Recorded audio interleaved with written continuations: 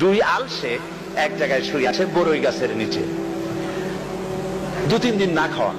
এক পুলিশ সেখান থেকে যাচ্ছে, এক আলসে বলছে, বাবাজি পুলিশ, ভাই একটু নামো তোমার সাইকেল থেকে। তো পুলিশ নামছে, কি ব্যাপার? বলছে ব্যাপার কিছু না, 3 দিন এখানে শুয়ে আছি না খাওয়া। এই গাছে এত বাঁকা বাঁকা কুল, কত বাঁকা বাঁকা বড়ই চতুর্দিকে পড়ে আছে, 3 দিনের মধ্যে একটা মানুষের দেশে পাইলাম না। এরা কি মানুষের প্রতি কোনো দরদ নাই নাকি বুঝি না, একটা মানুষ পেলাম না যে একটা কুল ওখান থেকে উঠাই আমাদের মুখে তুলে খাওয়ায় দেয়। পুলিশ বলল, আশ্চর্য কথা, আলসের গল্প শুনেছি কিন্তু এই রকমের ইন্তেহা দরজার আলসে তো জীবনে চোখেও দেখি নাই। কয় পাশে যে আলসে এতক্ষণ কথা বলেনি, সে বলছে, স্যার ওর আলসেমির কথা আর কি বলবেন, গতকাল একটা কুকুর এসে আমার গালটা এমন চাটা চাটলো, ও শুধু দেখলো একটু হেই করে তাড়াই দিল না।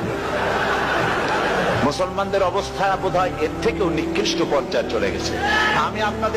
আমি আপনাদেরকে হাসির খোরাক দেই নাই, চিন্তার খোরাক দিয়েছি।